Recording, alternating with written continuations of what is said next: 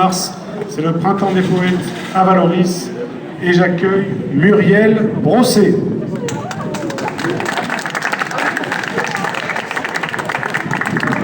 J'ai la lourde tâche de commencer. Alors je voudrais vous interpréter 3 de mes textes. Il est des moments, le premier. Il est des moments dans l'existence où tout n'est que peine et souffrance. Il est des moments dans l'existence où, sans qu'on ne nous sache pourquoi, le sort nous terrasse et nous abat dans la plus totale imprévoyance. C'est alors que nous sommes seuls, démunis, sans ressources, n'étant réduits qu'à pleurer notre malchance. Or ces coups d'épée affligés, ô combien tranchants, nous forcent à déployer des larmes de persévérance. C'est sans nul doute l'issue à notre impuissance. Il y a des moments dans l'existence où tout n'est que tempête et puis violence. Mais après le tumulte teinté de démence, on accepte la nuance comme une délivrance et l'on s'accorde une certaine clémence. Mais il est aussi des moments dans l'existence où notre cœur doit battre d'espérance. Il est des moments dans l'existence où la folle envie de bonheur doit rompre l'attente et son silence.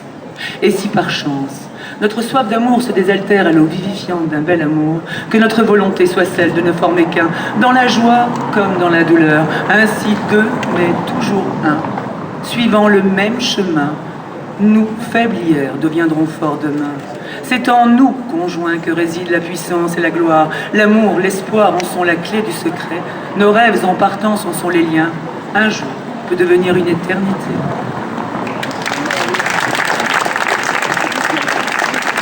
Au second texte, je fais tout pour garder la flamme. Je suis dans cette configuration-là intérieurement. Partout je vois misère, j'entends colère, drame, soulevant parfois guerre dans son horrible trame. Avant que mon cœur crame, je fais tout pour garder la flamme. J'écris, je crée, passe sur des gammes, loin du monde qui rame. Un univers où nul ni rien n'est infâme. Je fais appel à votre sensibilité, messieurs, dames, camouflée, frêle, ne pèse pas 20 grammes. Je voudrais simplement partager ce qui nourrit mon âme, car il ne vaut pas le coup d'être trop humble poussière. J'avais pris tant de râteaux que j'ai mis les voiles, mais j'avais accroché mon radeau aux étoiles, espérant qu'une d'entre elles, plus attentive que ses sœurs, entende sans lacune mes appels, soit réceptive à mes valeurs. Pour que beaucoup dans le bien je puisse me parfaire, je dois avant tout au loin les hisser pour lui plaire. Je laisse se dessiner mes rêves inouïs de bonheur sur la grande toile du temps, au bout d'éternité. En retour, dans l'amour, en princesse gâtée, ma sève réjouie de l'intérieur prend de son étoile sa sérénité. Alors du coup, longé d'une liesse sans frontières, en sort mon bateau doré à sa proue qui laisse tout derrière. Le troisième texte fait partie d'un texte composé de 2 sous-titres. Arrête-toi et c'est au moins. Arrête-toi donc devant le bonheur de tes jours. La vie, l'amour valseront avec l'heure, toujours. Arrête-toi devant le ciel, tu deviendras hirondelle. Arrête-toi devant l'horizon, oh, tes prières t'élèveront. Arrête-toi devant la lumière, de mieux voir et très clair, tu en seras fier. Arrête-toi devant le soleil, chaud de merveille, te donnera, comme le sommeil, des joues vermeilles. Arrête-toi devant la nuit, dans le noir, tu brilles, sans bruit.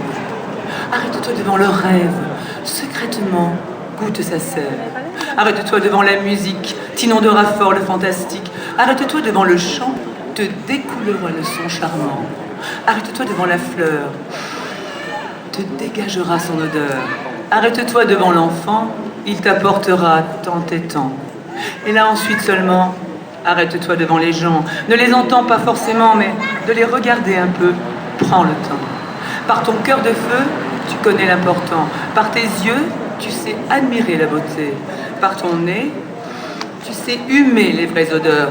Tu peux commencer par ne plus avoir peur. Par ton esprit, tu sauras alors discerner le lait du beau, le beau du lait, le faux du vrai.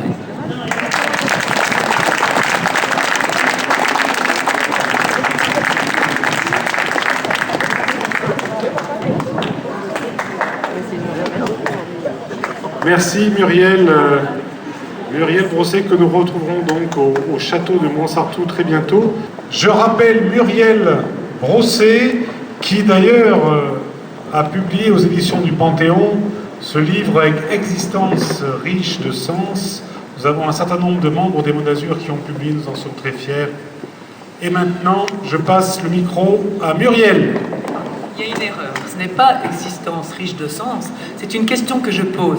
Existence calvaire ou existence riche de sens? L'amour.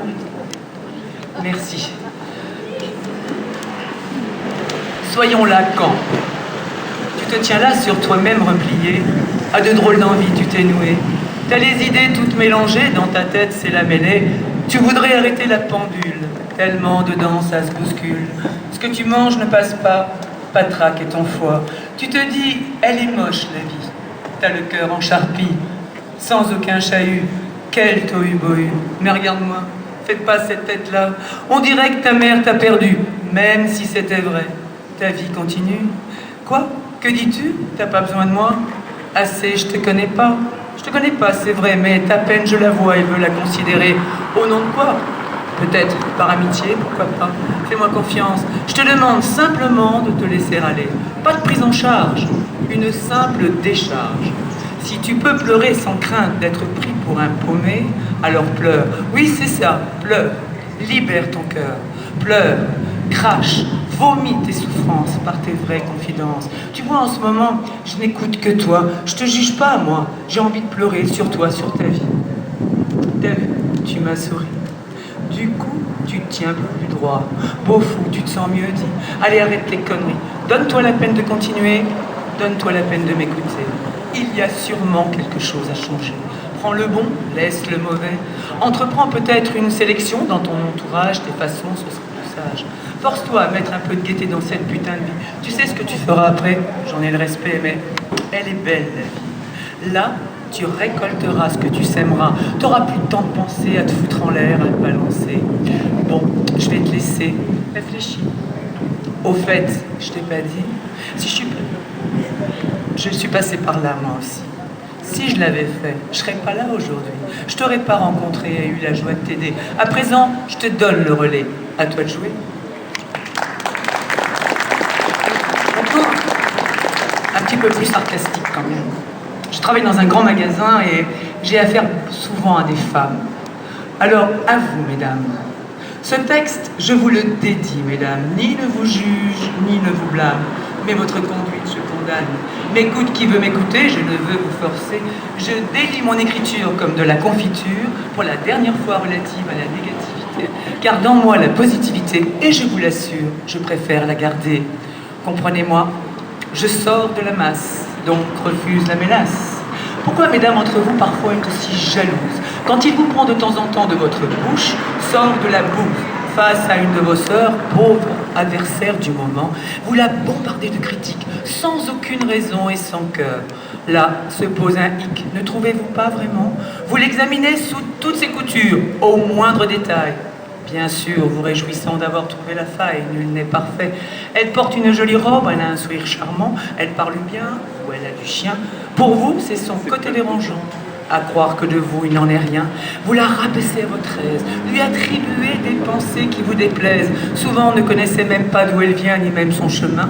Pourtant, de tout savoir, vous aimeriez bien.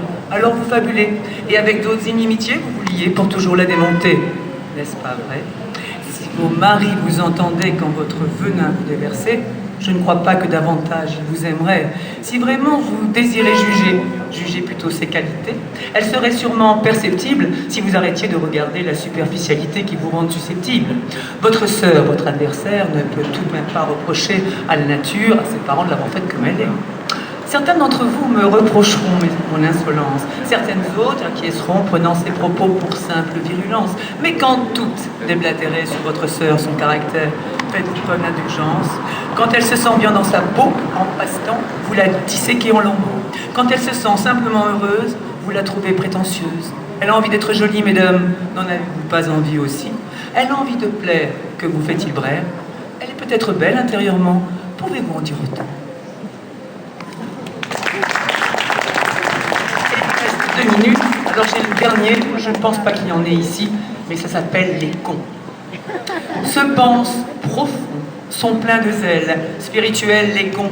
Ils connaissent quelqu'un de près ou de loin, ils n'ignorent rien de sa vie, son destin, les crétins. Ils brillent par le bien de leur air hautain, envieux de ce qu'ils ne voudraient pas être, curieux de ce qu'il est peu important d'être. Parfois dans la discussion, en grande interlocution, ils s'épatent la galerie, attendant la flatterie qu'ils prennent le jeu. Leur vanité les comble, quand en merci se confondent les petits, les ignorants. Ils lancent quelques vers pour avoir l'air. Ils sont d'un autre rang, les intelligents. Insupportable pour moi en vérité. Je ne suis pas impressionné, car que diable un peu d'humilité. Vous savez ce que vous savez, je sais ce que je sais. Apprenez-moi plutôt ce que vous savez.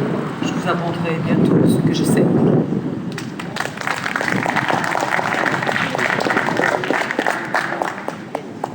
Merci Muriel, et vous avez le livre pour prolonger la lecture.